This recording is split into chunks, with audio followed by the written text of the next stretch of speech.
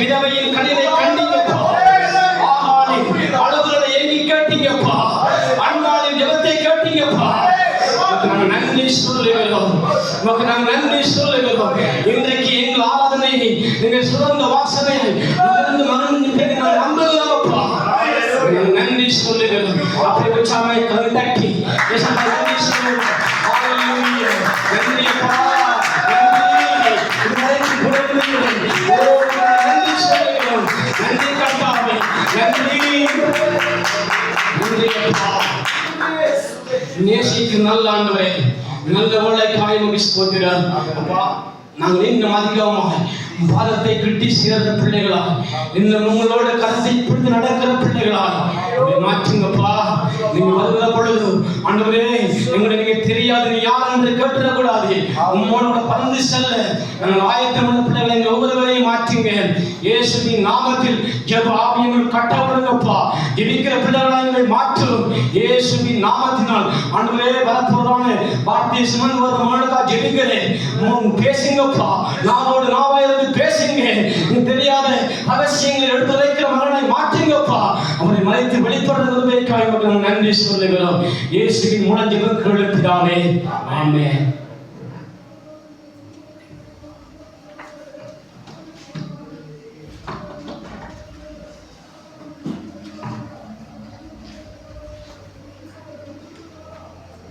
ஹல்லேலூயா, ஹல்லேலூயா, ஹல்லேலூயா. சந்தோஷமா?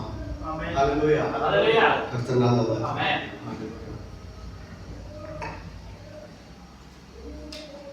இந்த நாள் கொஞ்ச நேரம் ஒரு 2 நிமிஷம் ஆண்டோட ஜெபிப்போம்.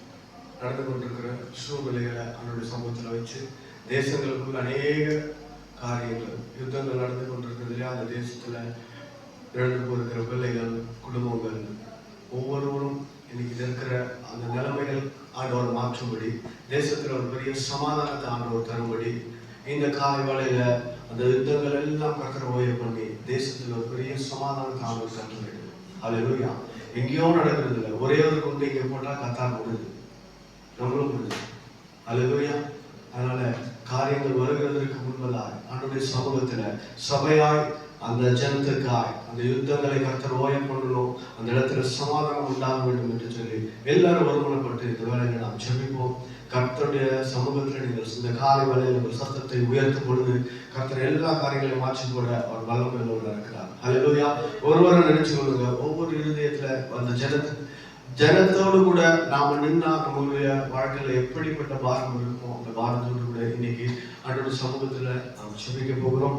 கர்த்தர் அந்த இடத்துடைய சூழ்நிலைகளை தேவன் மாற்றிட்டோம். இந்த 2 தேசங்களுக்குள்ள ஆண்டவர் ஒரு பெரிய சமாதானத்தை ஆண்டவர் கட்டளை எடுக்கும். எல்லாரும் ஒருமனப்பட்டு ஜெபிப்போமா?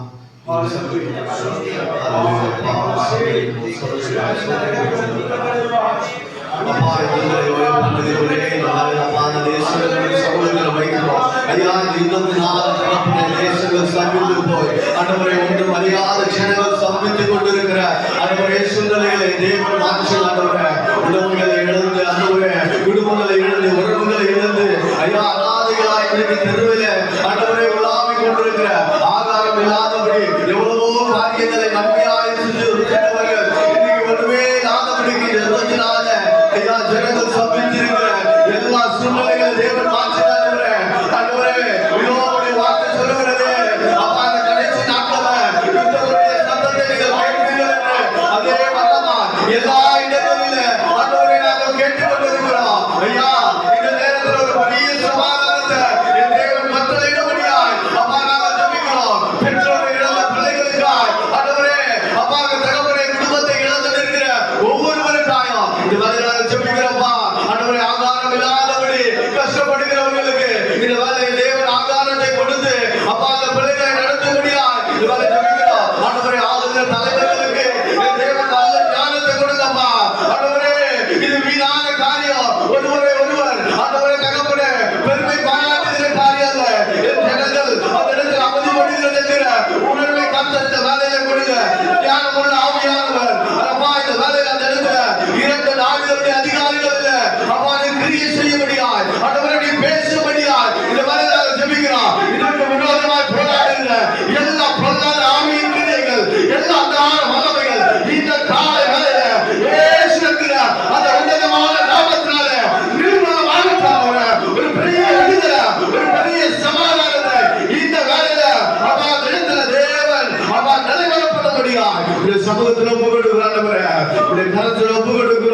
ஐயா அந்த சூழ்நிலைகளை தேவன் மாற்றுங்க. அங்க இருக்கிற ஜனத்தின் கண்ணீரை தேவன் மாற்றுங்க. அங்க இருக்கிற பரிதபிப்புகளை தேவன் மாற்றுங்க. உங்களுடைய கரம் ஆண்டவரே அந்த தேசத்துக்காய் கர்த்தர் நீட்ட வேண்டுமா ஜெபிக்கிறோம். ஆண்டவரே உங்களுடைய கரத்தை இந்த வேளையில அந்த இடத்துல நீட்டி ஒரு பெரிய சமாதானத்தை கர்த்தர் உண்டு பண்ண போவதற்காய் ஆண்டவரே நன்றியோடு ஸ்தோத்திரிக்கிறோம். இந்த காலை வேளைகளை தாழ்த்துகிறோம் உங்களுடைய சமூகத்துல. ஆண்டவரே இந்த நேரத்தை உங்களுடைய சமூகத்துல வைக்கிறோம். கர்த்தர் இடைபடும்படியாக நாங்கள் ஜெபிக்கிறோம். என்ன பேச வேண்டும் ஆவியானவர் ஆண்டவரே பேசும்படியாக ஜெபிக்கிறோம். இந்த கருத்துக்குள்ள எங்கள் ஆவி ஆத்மா சர்வ சிந்தை இந்த காலைகள் ஒப்பு கொடுக்கிறோம். நீர் ஆளுகை செய்யும் ஆவியானவர் இடம் முழுவதுமாய் ஆட்கொண்டு கர்த்தரை நடத்தும்படியாக ஜெபிக்கிறோம். இயேசுவின் நாமத்தில் தகப்பனே.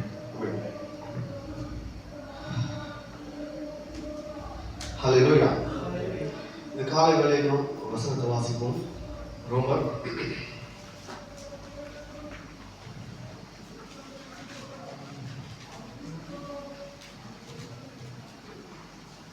12ஆம் அதிகாரம் 9ஆம் வசனம். உங்கள் அன்பு மாயமற்றதாய் இருப்பதாக தீமையை வெறுத்து நன்மையை பற்றிக் கொண்டிருங்கள். ஹல்லேலூயா. ஹல்லேலூயா. ஆண்டவருடைய வார்த்தை இந்த காலை வேளையில ஆராதனையிலே பிரதர் எடுக்கும்போது அன்பை குறித்தாங்க. ஹல்லேலூயா. இந்த நேரத்தில் ஆண்டவர் நம்மிடத்தில் சொன்னது உங்களுடைய அன்பு மாயமற்றதாக இருப்பதாக. ஹல்லேலூயா. ஏன்னா அந்த கடைசி நாட்கள்ல அன்பு எப்படி போகுமா? தனிந்து போகும் என்று வேதம் சொல்லுகிறது. இந்த நேரத்தில் ஆண்டவர் நம்மோடு கூட நடைபெறுகிறது. உங்கள் அன்பு மாயமற்றதாக இருப்பதாக. மனுஷன் மேலேயும் சரி தேவன் மேலேயும் சரி இந்த கடைசி நாட்கள்ல அன்பு தனிந்து போகிற காலத்துக்குள்ள நீங்களும் நானும் வாழ்ந்து கொண்டிருக்கிறோம். ஹல்லேலூயா. அதனாலதான் 1 கொரிந்தியர் 13ஆம் அதிகாரம் எல்லா இடத்துல வசனத்தை வாசிப்போமா? 13:1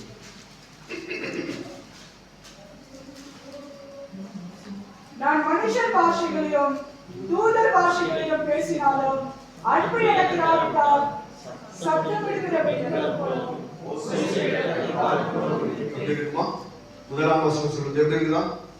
நான் மனுஷர் பாஷையை பேசினாலும் சரி தூதர் பாஷையை பேசினாலும் சரி அன்பு எனக்கு இராவிட்டால் சத்தம் விடுகிற வெண்கலம் ஒன்றுத்துக்கு ஒன்று கீழே பட்ட சத்தம் வர எதுக்காக பிரயோஜனப்படுமா? நாமும் அப்படித்தான் இருப்போம் என்று வசனம் சொல்லுகிறது. ஹல்லேலூயா. ஹல்லேலூயா. அன்பு இல்லைன்னா ஒன்றும் இல்லை. நீங்கள் நானும் சத்தம் விடுகிற வெண்கலம் போல. நீ சத்தம் விடுகிற வெண்கலம் போல.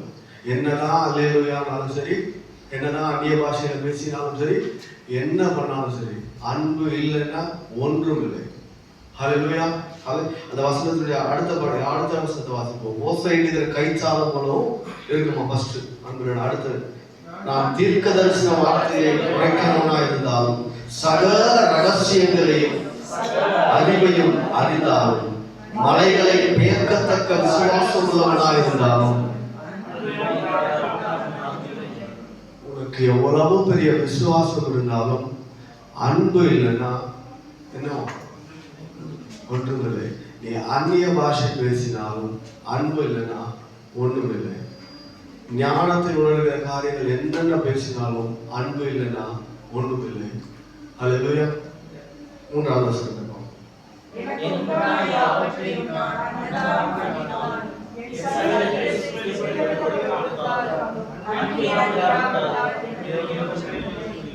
ஒரு பிரயோஜனமும் இல்லை.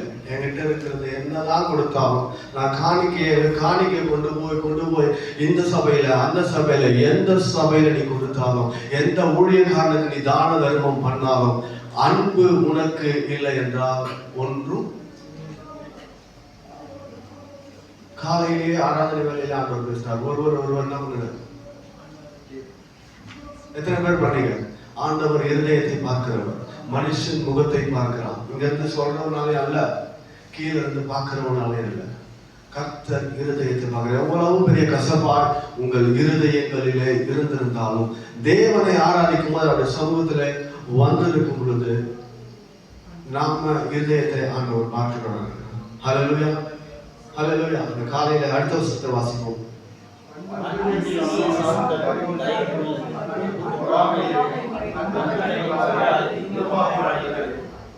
ஹல்லேலூயா. இதுல எந்த ஒரு காரியமும் எனக்குள்ள இருந்துச்சுன்னா நம்ம என்னத்துக்கு இல்லை, நாம சொல்ல வசனம் சொல்லுகிறது, வார்த்தை சொல்லுகிறது. அன்பு நீடிய சாந்தமும் தயவும் உள்ளதா. நீடிய சாந்தமும் தயவும் எப்படி இருக்கும்? எப்ப தேவைப்படும்? நீடிய சாந்தமும் தயவும் எப்ப தேவைப்படும்? நாம நன்மையே செய்திருந்தாலும் நம்மே தீமையான காரியங்கள் சொல்லும் பொழுது நீடிய சாந்தமும், அவர்கள் நம்மளுக்கு நன்மை செய்யலைனாலும் திருப்பி நாம் அவர்களுக்கு நன்மை செய்யும் பொழுது. ஹல்லேலூயா. அப்படித்தான் அந்த வசனத்துல ஒவ்வொன்றும் அன்பு சாந்தமும் தயவும் உள்ளது. அதுக்கு என்ன இருக்காதா? பொறாமை இருக்காது. எப்பவுமே தன்னை என்ன பண்ணாது? அன்பு புகழாது இல்லையா? எல்லாம் ஆண்டவர். இந்த நாட்கள்ல நம்ம வாழ்கிற வாழ்க்கை எல்லாம் கொடுத்தது தேவன். ஹல்லேலூயா. அதனால அந்த காரியங்களை, எந்தெந்த காரியங்கள் நம்முடைய வாழ்க்கையில இன்னைக்கு இந்த இருக்கிறதோ அந்த காரியங்கள் ஒவ்வொன்றையும் நீங்கள் நிதானித்து பாருங்க. அடுத்த வசனத்தை பார்ப்போம். அயோக்கியமானதை செய்யாது,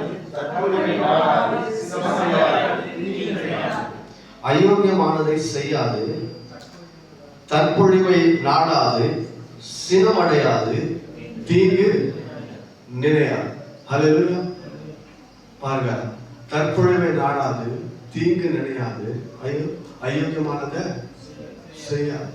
நாம் எப்படிப்பட்டவர்களா இருந்திருக்கிறோம் அடுத்தவர்களுடைய வாழ்க்கையில, அடுத்தவருடைய காரியங்கள்ல, செயல்கள்ல, காலை வேளையில நம்ம ஒவ்வொரு காரியங்களையும் நீங்கள் நினைத்து பாருங்க. சகலத்தையும் அன்பு. நம்ம அடுத்த வசனத்தை வாசிப்போம். அதுக்கு அடுத்தது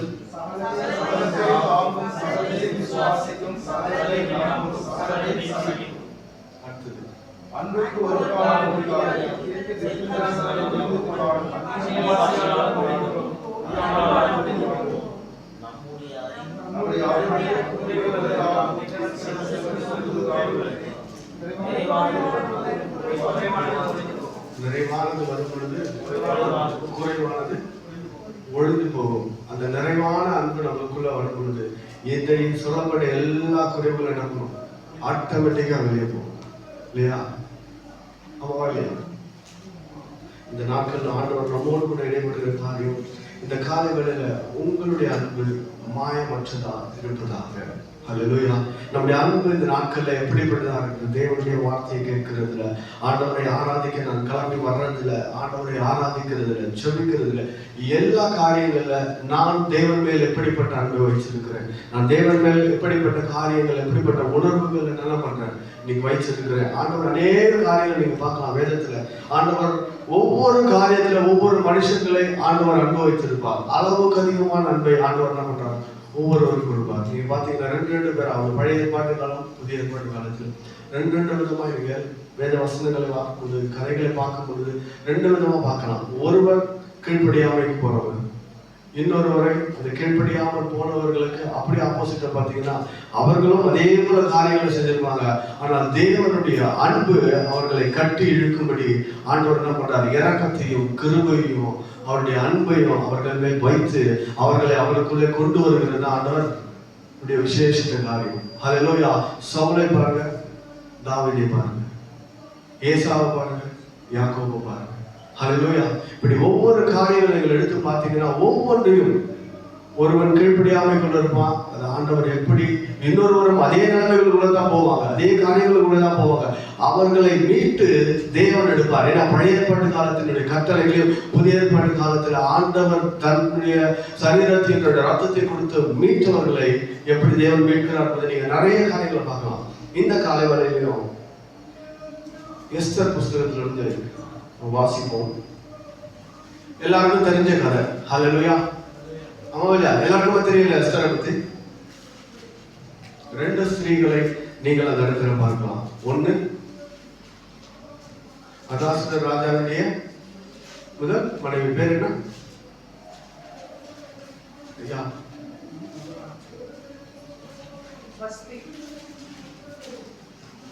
இங்க பாருங்க, இந்த கதை உங்களுக்கு எல்லாருமே தெரியும். பழைய காலத்துல இருந்து நாம் இந்த கதைகளை கேட்டு கேட்டு கேட்டு கேட்டு பண்ணிருக்கிறோம். ஒண்ணு வஸ்தி, இன்னொன்னு எஸ்தர். வஸ்தி அந்த வசனத்தை வாசிப்போம். 1ஆம் அதிகாரம் 7 வாசிப்போம். பொன்னால் செய்யப்பட்ட நானாவித பாத்திரங்களிலே பானம் கொடுக்கப்பட்டது. முதல் தரமான திராட்சை ரசம் ராஜஸ்திதிக்கு ஏற்க பரிபூரணமாய் பரிமாறப்பட்டது. அவரவருடைய மனதின்படியே செய்யலாம் என்று ராஜா தன் அரண்மனையின் பெரிய மனுஷருக்கெல்லாம் கட்டளையிட்டிருந்தபடியினால் முறைப்படி பானம் பண்ணினார்கள். ஒருவனும் பலவந்தம் பண்ணவில்லை. ராஜஸ்திரீயாகிய வஸ்தியும் ராஜாவாகிய ஆகாஸ்வேருவின் அரண்மனையிலே ஸ்திரீகளுக்கு ஒரு விருந்து செய்தார். 7ஆம் நாளிலே ராஜா திராட்சை ரசத்தினால் களிப்பாயிருக்கும் போது மகாரூபவதியாயிருந்த ராஜஸ்திரீயாகிய வஸ்தியின் சௌந்தரியத்தை ஜனங்களுக்கும் பிரபுக்களுக்கும் காண்பிக்கும்படி ராஜ கிரீடம் தரிப்பிக்கப்பட்டவராக அவளை ராஜாவுக்கு முன்பாக அழைத்து வர வேண்டும் என்று ராஜாவாகிய ஆகாஸ்வேருவின் சமூகத்தில் சேவிக்கிற மெருமான், பிஸ்தா, அர்கோனா, பிக்தா, அபக்தா, செதார், கர்காஸ் என்னும் 7 பிரதானிகளுக்கும் கட்டளையிட்டான். ஆனாலும் ஹல்லேலூயா, இந்த கதை எல்லாருக்கும் தெரியலையா? பெரிய ராஜா. அவன் எப்படிப்பட்டவனா? இந்து தேசம் முதல் எத்தியோப்பியா வரை 177 நாடுகளுக்கு அரசாண்டுகிற ஒரு ராஜா. வஸ்தி அந்த தேசங்களுக்கு அவன் என்ன பண்ணான்? ஒரு பெரிய ராணியா இருக்கிறான். அவர்கள் வீடுகள் என்ன பண்றாங்க? விருந்து வைக்கிறாங்க. அவளும் அங்க என்ன பண்றான்? விருந்து வைக்கிறான். எத்தனை ஜனத்துக்கு முன்பதாக ராஜா வஸ்தியை, அவருடைய மனைவியை வஸ்தியை வர சொல்றாங்க. ஹல்லேலூயா. இந்த ஜனங்கள் காணப்படும்படி வர சொன்னது சரியா தப்பா? ஐயா சொல்லுங்க, வர சொன்னது சரியா தப்பா? சரியா தவறா? இல்லையா? ஒரு சத்தம் இல்ல. சரியா தப்பா? சரி. ஆனால் வஸ்தியோ என்ன பண்ணல? வரவில்லை. ராஜாவின் வார்த்தைக்கு என்ன பண்ணல? கீழ்ப்படியல. அவன் புருஷனுக்கு கீழ்ப்படியல. அது நிமித்தமா என்ன பண்ணப்பட்டான்? தள்ளப்பட்டான். ஹல்லேலூயா. கர்த்தருடைய சத்தத்துக்கு கீழ்ப்படியல என்றால் தள்ளப்படுகிற சூழ்நிலைகளுக்கு போகப்படுவோம். ஹல்லேலூயா. அன்பே பிரதானம். பழைய ஏற்பாட்டு காலத்துல ஆண்டவர் இந்த ஸ்திரீயை ஒப்பிடும் பொழுது பழைய ஏற்பாட்டு கால ஸ்திரீக்கு ஒப்பிடா இருக்கிறது. எஸ்தரை ஒப்பிடும்போது புதிய ஏற்பாட்டு காலத்துக்கு ஸ்திரீக்கு ஒப்பிடா இருக்கிறது. அதாவது கிறிஸ்துவ பழைய ஏற்பாட்டு பிரமாணங்களுக்கு ஒப்பிடாய் வஸ்தியை பார்க்கணும். ஏன்னா கீழ்ப்படியாமல் இருக்கும் பொழுது என்ன பண்ணப்படுகிறார்? அவன் தள்ளப்படுகிறார். ராஜா எப்படி அந்த வஸ்தியை கூப்பிடுறான்னு நீங்க பாத்தீங்கன்னா அந்த வசனம் 9ஆம் வசனத்துல ராஜா ஸ்திரீயாகிய வஸ்தி ராஜாவாகிய அகாசுவேரின் அரண், 10ஆம் வசனம், 7ஆம் நாளிலே ராஜா திராட்சை ரசத்தினால் களிப்பாயிருந்த பொழுது மகா ரூபவதியாகிய ராஜஸ்திரியாகிய வஸ்தியின் சௌந்தரியத்தை ஜனங்களும் பிரபுக்களும் காணப்படும்படி அவளை எப்படி வர சொல்றான்? எப்படி வர சொல்லுகிறார் என்பது இந்த ஒரு வார்த்தை தான் மிக முக்கியம். அவர் குடித்துக் கொண்டிருக்கிறார், வெறிச்சிருக்கிறார், நிறைய காரியங்கள் அநேக நாள் சொல்லப்படுகிறது இல்லையா? ஆனால் அந்த இடத்துல ராஜா அவளை எப்படி வர சொல்லுகிறார் என்பதுதான் முக்கியம். அந்த வசனத்துல மிக முக்கியமாக சொல்லுகிறது, ராஜ கிரீடம் தரித்தவளாய். ஹல்லேலூயா. சும்மா சாதாரணமா குடிச்சிட்டு இருக்கிறாரு, வெறித்து கொண்டு இருக்கிறார். அதனால எல்லாருடைய வஸ்தியின் அழகை காண்பிக்கும்படியாக ராஜா அழைக்கப்படவில்லை. வஸ்தியை எல்லா ஜனங்களும் பார்க்கும்படி ராஜ கிரீடம் அணிந்தவளாய் அவளுக்கு இருக்கிற அந்த மேன்மை ஒன்றும் குறைவுபடாதபடிக்கு ராஜா கூப்பிடுறாரு. அந்த ராஜ கிரீடம் தெரிந்தவரா? ஒருவேளை அவர் ராஜ கிரீடம் இல்லாதபடி வெளியே வந்துட்டு போகும்போது யார் வேணாலும் வசதி என்ன பண்ணலாம்? ராணிய பார்க்க முடியும். யார் வேணாலும் என்ன பண்ணலாம்? பேசலாம், பார்க்கலாம், என்ன வேணாலும் பண்ணலாம். ஆனால் ராஜ கிரீடம் தரித்தவளாய் ஒருவர் அந்த இடத்துல வரும் பொழுது எந்த சேவகனும் வஸ்தியின் முகத்தை கூட பார்க்க முடியாது, நேர கூட நிமிர்ந்து பார்க்க முடியாது. அதே கணத்தோடு கூட அவன் என்ன பண்றான்? அத்தனை ராஜாக்களுக்கு முன்பாய் கணம் பொருந்தியவளாய் அவளை கூப்பிட பண்ணும்படியாய் அந்த என்ன பண்றான்? அழைப்பை விடுகிறான். ஆனால் அதற்கோ அவர் செவி கொடுக்க மனம் இல்லாதபடிக்கு என்ன பண்ணார்? வரல. ராஜகிரீடம் இன்னைக்கு நீங்க பார்க்கலாம், அந்த தேசத்துல ஒரு ராஜா அப்படி வராருன்னா ஒவ்வொருவரும் துப்பாக்கி வச்சுக்கிட்டு இருப்பாங்கல்ல, எந்த பக்கம் திரும்பி இருப்பாங்க? எந்த பக்கம் திரும்பி இருப்பாங்க? வண்டி வருது, போலீஸ்காரெல்லாம் துப்பாக்கி வச்சு நின்றுருக்குங்களா, எந்த பக்கம் திரும்பி இருப்பான்? அவன் முதுகு இப்படி திரும்பி இருக்கும், ராஜா அப்படி போவார். ஹல்லேலூயா. அதே போலதான் ராணி என்கிற ஸ்தானத்துல அவள் கிரீடம் தரித்தவளாய் வரும் பொழுது ஒருவனும் அவளை நிமிர்ந்து பார்க்க முடியாது. அந்த கணத்தை கொடுத்து அவன் அந்த இடத்துல அத்தனை தேச ஜனங்கள் வந்திருக்கும் பொழுது, அத்தனை தேச ராஜாக்கள் வந்து நிற்கும் பொழுது தான் வஸ்தி எப்படிப்பட்டவன் என்பதை அவன் காண்பிக்க முடியாது. அவளும் என்ன பண்ணல, அந்த சத்தத்துக்கு கீழ்ப்படியில என்ன பண்ணான்? அங்க இருக்கிற எல்லாரும் சோது சொல்லும் பொழுது அவனை ஒதுக்க வேண்டிய நிலைமை ஆயிற்று. அதே 2ஆம் அதிகாரம் 4ஆம் வசனத்தை நம்ம வாசிச்சோம்னா, வஸ்தி ராஜா வஸ்தியை எவ்வளவாய் நேசித்தார் என்பதில் இந்த வசனத்தை சொல்லப்படும். அப்பொழுது ராஜாவின் கண்களுக்கு பிரியமான கண்ணி வஸ்தி. யாரா? ராஜாவின் கண்களுக்கு பிரியமான ஒரு பாத்திரமாக இருந்தவள் கீழ்ப்படியாமையின் நிமித்தமாய் தள்ளப்படுகிற காரியம். ஹல்லேலூயா. இந்த பழைய ஏற்பாட்டு காலத்துல ஆண்டவருடைய சத்தத்துக்கு கீழ்ப்படியாம போன ஆதாம் ஏவாளை குறித்து நாம் பார்க்கும் பொழுது அந்த காரியத்திற்கு இதை ஒப்பீடாக நம்முடைய வாழ்க்கையில் நாம் பார்க்கப்படலாம் இல்லையா? தேவன் சத்தத்துக்கு எப்படி அவர் கீழ்ப்படியாமல் போய் அந்த இடத்தை விட்டு அவர்கள் தள்ளப்பட்டார்களோ, அதே போல இந்த இடத்துல ஒரு ராஜாவின் சத்தத்துக்கு கீழ்ப்படியாதது நிமித்தமாய் அந்த கீழ்ப்படியாம இந்த இடத்துல வரும் பொழுது வஸ்தி என்ன பண்ணாங்க? ஒதுக்கி வைக்கிறார்கள். அது நிமித்தமாய் அடுத்து அவர் தேர்ந்தெடுக்கிறது யாரு? எஸ்தர். எஸ்தர் எப்படிப்பட்டவர்? ஐயா கொஞ்சம் பேசுங்க. இது பழைய கதை தான், எல்லாருக்குமே தெரியும். இது செய்தியா இல்லாதபடிக்கு நாம் தெரிந்து கொள்ளும்படி. எஸ்தர் எப்படிப்பட்டவர் சொல்லுங்க. எஸ்தர் எப்படிப்பட்டவர்? இது நான் செய்தியா எடுக்கல, உங்களுக்கு கேட்கிறேன். நம்ம நிறைய வசனங்கள் அதே காரியங்களை நாம் வாசிச்சிருக்கோம். இது ஒரு கதையாக வாசிக்கும் போது நம்ம எல்லாருக்கும் தெரிஞ்சிருக்கோம். எஸ்தர் எப்படிப்பட்டவர்? அவர் ராணியா தேர்ந்தெடுக்கிறார். அவர் தேவனுடைய வார்த்தைக்கு கீழ்ப்படிந்தவளா? கீழ்ப்படிந்தவளா? ஆமாவா? சொல்லுங்க. கீழ்ப்படிந்தவளா? எஸ்தர் அந்த நாட்கள் இருந்த கற்பனைகளுக்கும் கட்டளைகளுக்கும் கீழ்ப்படிந்தவளா? ஆமாவா? ஆமாவா? ராஜாவுக்கு கீழ்ப்படிந்தவளா? நான் இல்லைன்னு சொல்றேன். நான் இல்லைன்னு சொல்றேன். எத்தனை பேர் சொல்றீங்க இல்லைன்னு? எத்தனை பேர் சொல்றீங்க? நான் பைபிளை வாசிக்கிறோம்ல, சொல்லுங்க. எத்தனை பேர்? சரி, அடுத்து 17ஆம் வசனத்தை நாம் எடுத்து வாசிப்போம். 2:17. ராஜா சகல ஸ்திரீகளை பார்க்கிலும் எஸ்தர் மேல் அன்பு வைத்தான். சகல கன்னிகைகளை பார்க்கிலும் அவனுக்கு அவன் சமூகத்தில் அதிக தைரியம் பட்சமும் கிடைத்தது. ஆகையால் அவன் ராஜ கிரீடத்தை அவள் சிரசின் மேல் வைத்து அவளை வஸ்தியின் ஸ்தானத்திலே பட்டத்து ஸ்திரீயாக்கினான். 20ஆம் வசனம். எஸ்தர் மொர்தெகாய் தனக்கு கற்பித்திருந்தபடி தன் பூர்வோதரத்தையும் தன் குலத்தையும் தெரிவிக்காதிருந்தாள்.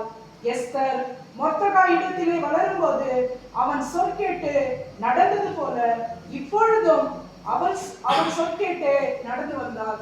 இப்போ சொல்லுங்க. 2 வசனத்தையும் படிச்சீங்க இல்லையா? இப்போ சொல்லுங்க. எஸ்தர் கற்பனைகளையும் கற்றலைகளையும் கீழ்ப்படிந்து தேவ சத்தத்துக்கு கீழ்ப்படிந்து நடக்கிற பொண்ணா இருந்தாலா? ராஜாவுக்கு உண்மையான பெண்ணா இருந்தாலா? எப்படி இருந்தா? 2 வசனத்தையும் வாசிச்சீங்க இல்லையா? வேணும்னா இன்னொரு பைபிள் வாசிங்க.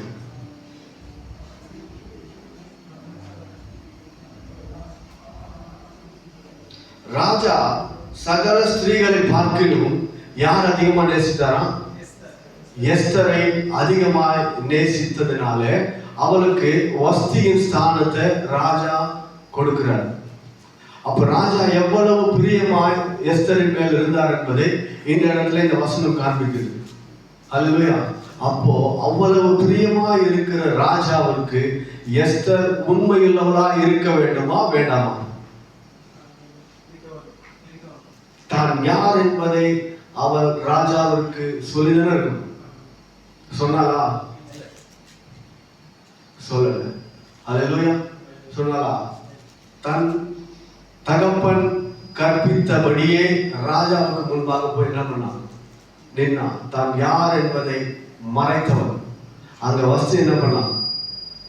அவன் சொல் கேட்காதபடி அவன் போனான். ஆனால் இவளோ அதற்கும் மேல போயிட்டு தான் திருமணம் பண்ணி கொள்ள போகிறவள், தன் தேசத்துக்கே அவள் ராணியாக போகிற ஒரு ராஜாவின் இடத்துல போய் அவன் என்ன பண்றான்? ராஜவஸ்திரம் தரிக்க வரைக்கும் தான் யார் என்பதையும் தன் குலம் யார் என்பதையும் என்ன பண்ண சொல்லல. அப்ப இவன் யார் பேச்சை கேட்டு நடந்தா? அவரை யார் வழி நடத்துகிறார்களோ அவர்கள் பேச்சை கேட்டு அவள் நடந்தாள். நீங்கள் எப்படி உங்கள் பிள்ளைகளை வழி நடத்துகிறீர்கள்? நீங்கள் எப்படி உன் சபையை வழிநடத்துகிறீர்கள்? நீங்கள் எப்படி உன் கீழாய் வேலை பார்க்கிற வேலைக்காரர்களை நீங்கள் எப்படி வழிநடத்துகிறீர்கள்? கொஞ்ச நேரம் அதை யோசித்து பாருங்க. அங்கே மொர்தெகாயின் சத்தத்தை கேட்டு தன் ராஜா நேசிக்கிற ஒரு ராஜாவுக்கு முன்பதாக தான் யார் என்பதை சொல்லாதபடி என்ன பண்ணான்? மறைக்கப்பட்டார். ஹல்லேலூயா. அதுவும் எப்படி? முதல் நாளே ராஜா என்ன பண்றாரு? வஸ்திக்கு தன் கிரீடத்தை எடுத்து கொடுக்கல. வஸ்தி கிரீடத்தை எஸ்தர் கொடுக்கல. எஸ்தரை ஆயத்தப்படுத்துறாங்க. ஒரு வருஷ காலமா என்ன பண்றாங்க? ஒவ்வொன்று வெள்ளை போனதுனாலும் அநேக காரியங்களாலும் எஸ்தர் என்ன பண்றாங்க? தயார் பண்றாங்க. அப்போ யூத பிரமாணங்களை வாசிக்க மாட்டாராம். 10 கட்டளைகளை வாசிக்க மாட்டாராம். அவன் வயது வர வரைக்கும் கற்பனைகளை வாசித்திருப்பாலும் வாசித்திருக்க மாட்டாங்களா? பொய் சொல்லக்கூடாதுன்னு வாசித்திருப்பாலும் வாசித்திருக்க மாட்டாங்களா? உண்மையா இருக்கணும் வாசித்திருப்பாலும் வாசித்திருக்க மாட்டாங்களா? ராஜாவை திருமணம் பண்ண போகிறேன், அந்த ராஜாவுக்கு நான் எப்படி இருக்க வேண்டும் என்று அவளுக்கு என்ன பண்ணப்பட்டிருக்கோம்?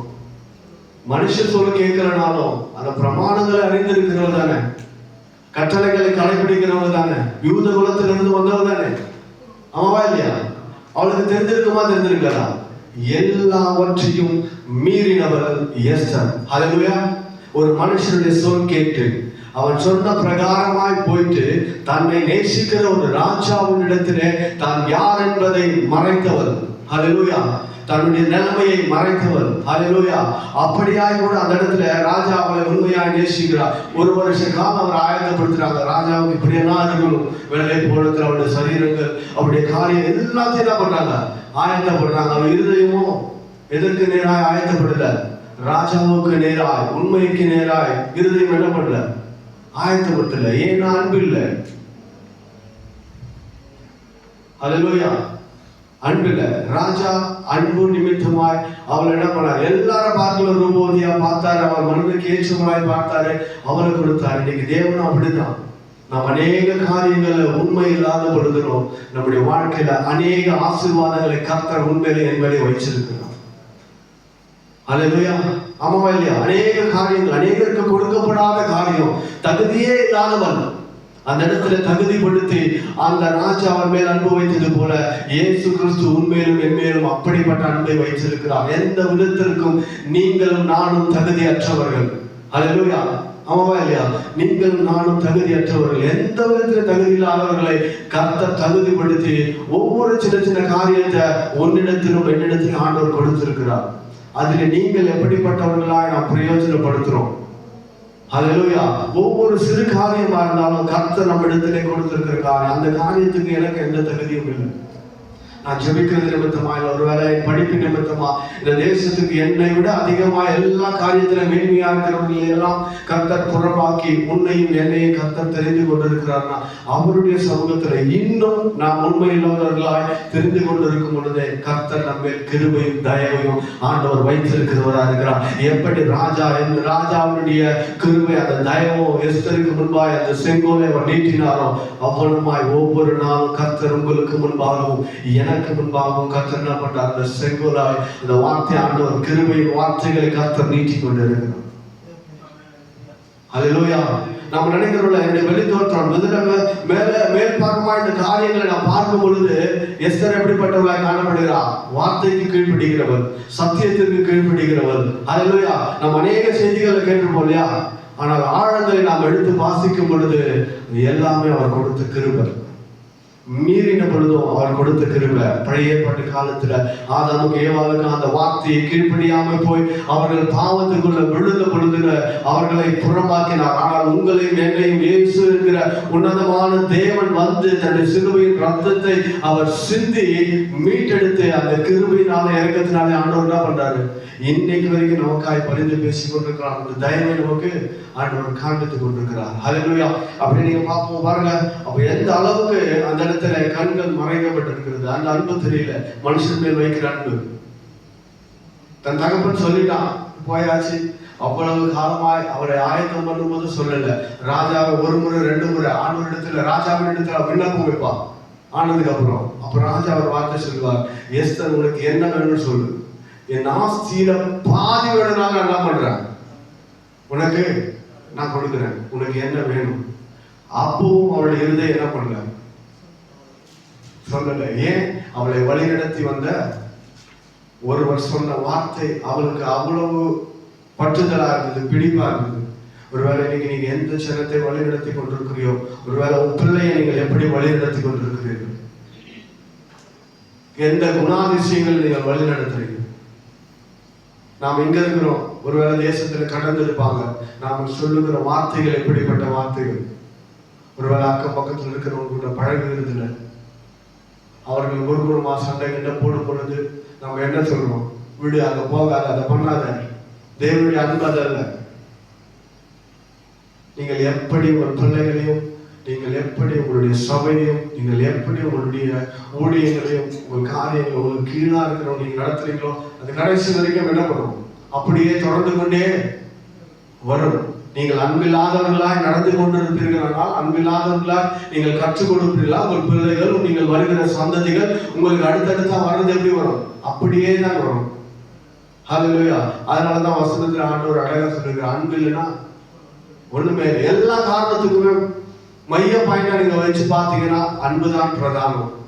எல்லா கற்பனைகளில மேலான கற்பனை அன்புதான் பிரதானம். ஏன்னா அன்பு இருந்தா மட்டும்தான் நம்ம எல்லாத்தையும் செய்ய. ஆலயத்துக்கு ஓடி வர்றதுல கூட ஆண்டவர் மேல் நாம் வைத்திருக்கிற அன்பு நிமித்தமாக தான் நாம் என்ன பண்ண முடியும்? சீக்கிரமா எழுதுனா ஓடி வர முடியும். ஒருவேளை எனக்கு ஆராதனைக்கு worship கொடுத்துட்டாங்க, காலையில நான் என்ன பண்ணோம்? முதல்ல வந்து பாடல ஆரம்பிக்கணும், worship ஆரம்பிக்கணும்னா அன்னைக்கு மாத்திரம் பாத்தீங்கன்னா கடகடகடான்னு ஓடி வர்றது பார்ப்பீங்க. ஹல்லேலூயா. இது எல்லா சபைகளிலும் நடக்கிறது இல்லையா? அப்போ அப்படிப்பட்ட காரியங்கள்ல நாம் இருக்கிறோமானால், நாம் நடந்து கொண்டு இருக்கிறோமானால், என் இருதயம் தேவன் மேல இல்லை. நான் வெளிப்படணும், நான் தெரியணும், நான் செய்யணும், இதுதான். ஹல்லேலூயா. ஆதலால் ஆண்டவர் அப்படிப்பட்ட காரியங்கள்ல நாம் போகாதபடிக்கு அவர் அன்புக்குள்ளே நீங்கள் நிலை நிற்கும்படி, நீங்க அநேகர் நீங்க வரல, அநேகர் வரப்படவில்லை, அநேகர் என்ன பண்றாங்க? வேற சபைகளுக்கு அநேகர் போய்விட்டார்கள். ஏன்னா என்ன? அந்த அன்பு என்னன்னு தெரியாத நிமித்தமாய். ஹல்லேலூயா. இங்க நீ எப்படி ஆண்டவரை ஆராதிக்கிறியோ, பக்கத்து சபையில போனாலும் என்ன பண்ண போற? அதே ஆண்டவர். ஆண்டவர் மாற போறதில்லை. அப்ப மாறுகிறது எது? என் இருதயத்தில் நான் வைக்கிற அன்பு, இந்த சபையிலே நான் வைக்கிற அன்பு, என் கூட இருக்கிற ஒரு மேல நான் வைக்கிற அன்பு. இவர்கள் மேல எனக்கு கசப்பு வந்துருச்சுன்னா நான் என்ன பண்ணுவேன்? வேற சபையை தேடி போவேன் இல்லையா? அங்க போனாலும் அதே உபதேசம் தான், அதே இயேசு தான், அதே வார்த்தைகள் தான். மாறுபட வேண்டியது நான் தானே தவிர சபை அல்ல. என்ன? ஹல்லேலூயா. மாறுபட வேண்டியது நான் தானே தவிர என் பக்கத்தில் இருக்கிறவர்கள் அல்ல, என் எதிராளி அல்ல. எதிராளி என் மேல கோபப்படுறான்னா நான் அன்புள்ளவனா இருந்துட்டா அவனை கட்டி அணைக்க என்னால முடியும். ஹல்லேலூயா. நான் அவன் மாறட்டும் அப்படின்னு நினைச்சிட்டு நான் இருந்தா 2 பேருமே என்ன பண்ண முடியாது? மாற முடியாது. ஆண்டவருடைய அன்பையும் உணர முடியாது, ஆண்டவருடைய பிரசன்னத்தையும் உணர முடியாது. இங்க மொர்தெகாய் எப்படி எஸ்தருக்கு கற்றுக் கொடுத்தானோ அப்படியே என்ன பண்ணான்? அவர் ராஜாவினுடைய ஒரு முறை கூப்பிடும் பொழுது, 2வது முறை கூப்பிடும் போது அவன் என்ன பண்ணான்? அதை ராஜாவிடத்தில் சொல்லல. அநேக வாய்ப்புகள், அநேக காரியங்கள் அவருக்கு கொடுக்கப்பட்ட பொழுதுனும் என்ன பண்ணல? சொல்லல. ஆனா ஒரு சூழ்நிலை வரும் பொழுது மொத்த யூத ஜனத்தையும் அழிக்க வேண்டும் என்று ஒரு சூழ்நிலை வரும் பொழுது என்ன பண்றான்? மொர்தெகாய் எஸ்தர் இடத்துல போய் சொல்றான், நீ என்ன பண்ற, இந்த ஸ்தானத்துல இருக்கிற, அப்ப இந்த மொத்த ஜனங்களையும் நீ தான் காக்கப்பட வேண்டும். அப்ப அவன் சொல்றான், நான் ராஜாவுக்கு முன்னாடி போனா ராஜா என்ன பண்ணுவாரு, என்ன பண்ணுவாரு, செங்கோல் நீட்டப்படுறா கதை முடிந்தது இல்லையா? அந்த பயத்தோடு கூட வாழ்கிற வாழ்க்கை யாருக்கும் வேண்டாம். நீ கடைசி நாட்கள்ல நீ போய் ஆண்டவருக்கு முன்பாக நிற்கும் பொழுது நான் ஏற்றுக்கொள்ளப்படுவேனோ படமாட்டேனோ அப்படிங்கிற பயம் என்ன பண்ணுது இன்னைக்கு அநேகருக்குள்ள இருக்கு. ஹல்லேலூயா, ஹல்லேலூயா. அந்த இடத்துல எஸ்தரும் அப்படிதான் போய் என்ன பண்றா, அங்க போய் நிக்கணும்னா முடியாது. ஏன்? தான் ஒரு யூதன், நான் என்ன பண்ணல, ராஜாவுக்கு உண்மையை சொல்லப்படல. போனாலும் அந்த காரியம் ராஜாவின் செங்கோல் நீட்டப்படலைன்னா எஸ்தருக்காக அவருடைய மொத்த யூத குலமும் விடுதது. ஹல்லேலூயா. அதனால அவங்க என்ன பண்றாங்க, கதறி அழுகிறார்கள், உபவாசிக்கிறார்கள், எல்லா ஜனத்தையும் உபவாசிக்க பண்றாங்க, எல்லாம் போகிறாங்க. கடைசியா பாத்தீங்கன்னா ராஜாவின் இடத்துல போய் எஸ்தர் என்ன பண்றான், கேட்கிறார். கேட்கப்படும் பொழுதும் ராஜா எஸ்தர் யூதரா இருக்கிறதையும் அவர் என்ன பண்ணல, கண்டுக்கல. அவன் மேல் பிரியமா இருந்தபடினால் அந்த செங்கோல் அவனுக்கு நேராய் நீட்டப்பட்டது. எந்த ஆமான் அந்த மொத்த யூத ஜனங்களையும் அழிக்க வேண்டும் என்று நினைத்தானோ அவன் ஸ்தானத்தை அதே மொர்தெகாய்க்கும் எஸ்தருக்கும் கொடுத்து அந்த ராஜா என்ன பண்ணான், அவர்களை கனம் பண்ணினான். இது எது நிமித்தமா, எது நிமித்தமா? ராஜா அவன் மேல் வைத்த பிரியத்தை நிமித்தமாய். அந்த தேசத்துல ராஜாவை முத்திரை மோதிரத்தை அவன் கையில கழட்டி கொடுத்து நீ என்ன வேணாலும் செய்து கொள்ளலாம், அவ்வளவு ஒரு அதிகாரத்தை அவன் கொடுத்தார். ஹல்லேலூயா. ஆமான் தூக்குல போட்டது யார் நிமித்தமா? ஆமான தூக்குல போட்டாங்க இல்லையா? மொர்தெகாய்க்கு செய்து வைத்த தூக்கு மரத்துல ஆமானை என்ன பண்ணாங்க, அதே தூக்கு மரத்துல போட்டார்கள். இது யார் நிமித்தமாய் போட்டப்பட்டது? வாசிப்போம் 7ஆம் அதிகாரம்.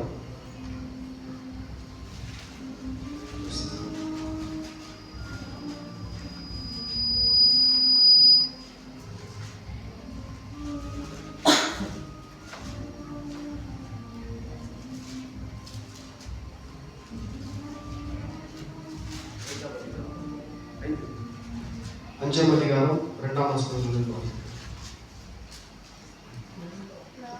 ராஜா ராஜஸ்திரீயாகிய எஸ்தர் முற்றத்தில் நிற்கிறதை கண்டபோது அவளுக்கு அவன் கண்களில் தயை பிடித்ததினால் ராஜா தன் கையில் இருந்த பொருசங்களை எஸ்தர் இடத்திற்கு நீட்டினான். அப்பொழுது எஸ்தர் கிட்ட வந்து செங்கோலின் நுனியை தொட்டாள். ராஜா அவரை நோக்கி, எஸ்தர் ராஜாத்தியே, உனக்கு என்ன வேண்டும்? நீ கேட்கிற மன்றாட்டு என்ன? நீ ராஜ்யத்தில் பாதி மட்டும் கேட்டாலும் உனக்கு கொடுக்கப்படும் என்றார். அப்பொழுது எஸ்தர், ராஜாவுக்கு சித்தமானால் நான் தமக்கு செய்வித்த விருந்துக்கு ராஜாவும் ஆமானும் இன்றைக்கு வர வேண்டும் என்றார். அப்பொழுது ராஜா, இது முதல் முறையா அவள் எஸ்தர் என்ன பண்றார், ராஜாவை தன் விருதுக்கு அழைக்கப்படுகிறார். இரண்டாவது நீங்க 7ஆம் அதிகாரத்தை வாசிச்சீங்கன்னா, இரண்டாவது அழைக்கப்படும் பொழுது ராஜாவின் இடத்துல எஸ்தர் என்ன பண்றா, அப்பதான் தான் யார் என்பதை ராஜாவின் இடத்துல எஸ்தர் என்ன பண்றா, சொல்ல ஆரம்பிக்கிறான். ஏன்? அதற்கு முன்பாக பார்த்தீங்கன்னா மொத்த யூத குலத்தையும் அழிக்கப்பட வேண்டும் என்று சட்டங்கள் ஏற்பட்ட பொழுது என்ன பண்றது தெரியாது. தேவனுடைய சமூகத்துல போய் நாம் எப்படி விழுகிறோம் அப்படியே ராஜாவின் சமூகத்துல மனம் திரும்பும்படியா எஸ்தர் என்ன பண்றா, போய் அந்த இடத்துல ராஜா கிட்ட இப்பொழுது நடக்கிற காரியங்கள் எல்லாவற்றையும் அவர் சொல்றா. அப்போ ராஜா என்ன பண்றாரு, அந்த இடத்துல இருந்து கோபமா எழுந்து போயிடுறாரு. நீங்க 7ஆம் வசனத்தை வாசிங்க. அதே நீங்க 7ஆம் அதிகாரம் 7ஆம் வசனம். ராஜா உக்கிரத்தோடு திராட்சரச பந்தியை விட்டு எழுந்து அரண்மனை தோட்டத்திற்கு போனான். ராஜாவினால் தனக்கு பொல்லாப்பு நிர்ணயிக்கப்பட்டது என்று ஆமான் கண்டு ராஜாத்தியாகிய எஸ்தரிடத்தில் தன் பிராணனுக்காக விண்ணப்பம் பண்ண எழுந்து நின்றான். ஹல்லேலூயா. நீங்க அந்த அடுத்த வாசித்து பாத்தீங்கன்னா அந்த இடத்துல பிராணனுக்காக இருப்பான். ராஜா வெறும் கோபத்தோடு கூட எழுந்து என்ன பண்ணிடுவான், வெளியே போயிடுவான். திரும்பி வரும்போது பார்த்தா ஆமான் எஸ்தருடைய அந்த மெத்தை அந்த இடத்துல என்ன பண்றான், விழுந்து கிடப்பான். அப்போ ராஜாவுக்கு பெரிய கோபம் வந்து, நான் இருக்கும் பொழுதே எஸ்தர் என்ன பண்றாரு, நீ தவறாக நடத்த பாக்குறியான்னு சொல்லி அவருக்கு கோபம் வந்ததுனால் அந்த இடத்துல சேவகர்கள் எல்லாம் சேர்ந்து அவரை பிடிச்சு என்ன பண்ணுவாங்க, பிடித்து கொல்வதற்காக போடுவாங்க. எப்படி அவனை பிரித்து கொல்வதற்காக போடுறாங்கன்னா, எந்த யூத ஜனங்களை அவன் அழிக்கும்படியாக மொர்தெகாய்க்காக அவன் ஏற்படுத்தின தூக்கு வேலையில அவனை கொண்டு போய் என்ன பண்ண சொல்றாங்க, போட சொல்லுவாங்க. அதே தூக்கு மரத்தில் இவன் ஏத்து அப்படின்னு சொல்லிட்டு, அது மொர்தெகாய் நிமித்தமாக அல்ல, எஸ்தரின் நிமித்தமாக.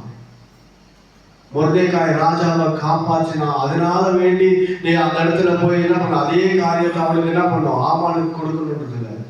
எஸ்தரை அவன் கெடுக்க நினைத்தது நிமித்தமாய் ராஜா என்ன பண்றாரு, கோபம் அடைந்து அவனை தூக்கி, எந்த தூக்கு மரத்தை நீ செய்தாலும் அதே தூக்கு மரத்தில் அவனை போடுகிறான். இதெல்லாம் எஸ்தர் ராஜா வைத்திருக்கிற பொய்யும். இன்னைக்கு உங்கள் மேலும் என் மேலும் தேவன் அப்படிப்பட்டதான் புரியும் வைத்திருக்கிறார். அல்லேலூயா. அநேக காரியங்கள் நாம் விழப்பட்டோம், தள்ளப்பட்டோம், நாம் ஆண்டவருக்கு விரோதமாகவும் அன்பிலாகவும் எல்லா காரியங்களை நம்ம செய்த பொழுதிலும் எப்படி ராஜாவின் அன்பு என்ன பண்ணல, எஸ்தர் மேலிருந்து மாறப்படவே இல்லை. அல்லேலூயா. அவள் யூதர் என்று என்ன பண்ணா, தனக்கு மறைத்தவள் என்று ராஜா கேள்விப்பட்ட போது தெரிந்து கொள்வோம், அவள் மேல் அவர் தயவுள்ளவராகவே இருந்தார். அல்லேலூயா. அவர் இரக்கமுள்ளவராகவே இருந்தார், அவர் அன்புள்ளவராகவே இருந்தார். ஏன்னா அப்படி ஒரு ஸ்தானத்தை ஆண்டவர் ராஜா என்ன பண்ணா, இந்த எஸ்தருக்காக கொடுத்து வைத்திருந்தான். இன்னைக்கு கர்த்தரும் நம்மை அப்படிப்பட்ட காரியங்கள், அப்படிப்பட்ட ஸ்தானத்துல தான் ஆண்டவர் வைத்திருக்கிறார். அல்லேலூயா. அதுக்கப்புறம் நீங்க அந்த வசனத்தை நீங்க வாசிச்சு பார்த்தீங்கன்னா, எஸ்தர் ராஜாவின் காலை பிடிச்சிட்டு அழுது அந்த இடத்துல ஒவ்வொரு காரியத்தையும் சொல்லி அந்த ராஜாவோடு கூட அவன் ஒப்புரவாயிருப்பா. அதுக்கப்புறம் ராஜா எல்லா காரியத்திலையும் எஸ்தரை மேன்மையா வைத்திருப்பார், மொர்தெகாயை மேன்மையா வைத்திருப்பார். இந்த காரியங்களிலே ஆண்டவருடைய காரியங்கள், ஆண்டவருடைய வசனங்கள்ல ஆண்டவர் கொடுத்த ஒவ்வொரு காரியத்துல நம்முடைய வாழ்க்கை நாம் எப்படியாய் வாழ்ந்திருக்கிறோம், வாழ்ந்து கொண்டிருக்கிறோம், நாம் எப்படி அன்பு செலுத்தி கொண்டிருக்கிறோம், எப்படிப்பட்ட காரியங்களை என் பக்கத்துல, என் அக்கத்துல, என் உறவுகள் மத்தியில, என்னுடைய உறவுகள் மத்தியில, என்னுடைய ஒவ்வொரு பிள்ளைகள் மத்தியில கர்த்தர் என் கையில கொடுத்திருக்கிற ஒவ்வொருவரிடத்துல நான் எப்பேற்பட்ட காரியங்களை நான் நடந்து கொண்டிருக்கிறேன். என் தேவைக்காக சில நேரத்தில் ஒருவன் என்ன பண்ணுவேன், அழைச்சிக்குவேன். அது இந்த நாட்கள்ல இந்த தேசத்துல நிறைய பேர் இருக்கு. நம்முடைய தேவைக்காக ஒருவரோடு கூட பழகுறது, தேவை முடிஞ்சவரை அவங்களை என்ன பண்றது, கலட்டி விட்டுறது. ஆண்டவரே நம்ம இன்னைக்கு அப்படிதான் பயன்படுத்துறோம். வேணும்னா ஜெபிக்கிறது, வேண்டாமா விட்டுறது. ஆனால் உன்னையும் என்னையும் கைவிடாத அந்த தேவன் இன்றும் உண்மையுள்ளவராய் உன்னையும் என்னையும் இந்த தேசத்துல ஒரு தீங்கும் அனுபவிக்காத கர்த்தர் காத்து கொண்டிருக்கிறார். அல்லேலூயா. அதனால நீங்கள் எப்பேற்பட்ட காரியங்கள் இருந்தாலும் இந்த நாட்கள்ல ஆண்டவருடைய வேதத்தை எடுத்து நீங்கள் அதிகமாக வாசிங்க. அந்த அன்புக்குள்ள வர உங்களை நீங்களே தகுதிப்படுத்திக் கொள்ளுங்கள், ஆயத்தப்படுத்திக் கொள்ளுங்கள். ஏன்னா வசனம் சொல்லுகிறது, தேவன் அன்பாகவே இருக்கிறார். அல்லேலூயா. அந்த அன்புக்குள்ள நாம் நிலை நிற்க இந்த காலை வேளையில நம்மளை தாழ்த்தி ஆண்டவர் சமூகத்தில் ஒப்பு கொடுப்போம். கர்த்தர் பெரிய காரியங்களை ஆண்டவர் நம்முடைய வாழ்க்கையில் தேவன் செய்ய அவர் உண்மையுள்ளவராக இருக்கிறார். அல்லேலூயா. ஒரு ஒப்புரவாக்குதலை நீங்களே உங்களுக்குள்ள ஆண்டவருடைய சமூகத்துல தேவனத்துல போக, ஆண்டவருடைய கையில கொடுத்திருக்கிற காரியங்கள்ல நான் எவைகள் எல்லாம் நான் தவற விட்டிருக்கிறேன், எத்தனை உறவுகளை எனக்கு ஆண்டவர் கொடுத்திருக்கிறார், எத்தனை உறவுகள் மத்தியில நான் கொடுத்திருக்கிறேன். ஆனா ஒருத்தரும் இல்லாதபடி இன்னைக்கு நான் தனிமையில இன்னும் நாங்கள் நின்று கொண்டிருக்கிறோம். ஆனால் இது பெரிய காரியம். ஆண்டவருடைய சமூகத்துல நீங்கள் உங்களை தாழ்த்தி நீங்கள் ஒப்பு கொடும் பொழுது ஆண்டவர் பெரிய காரியங்களை செய்ய அவர் உண்மையுள்ளவராக இருக்கிறார். இந்த நேரத்தில் ஆண்டவரே தாழ்த்தி சமூகத்தில் ஒப்பு கொடுக்கிறோங்க. தாவே ஆண்டவரே வஸ்தியை தகப்பனே, ஆண்டவரே தள்ளினவர் எஸ்தரை நீ தள்ளாதபடிக்கு ஆண்டவருடைய கிருபையும் இரக்கம் தயவு அவன் மேல் வைத்தது நிமித்தமாய் கர்த்தர் நீர் காத்து வந்தீர். அது போல ஆண்டவர்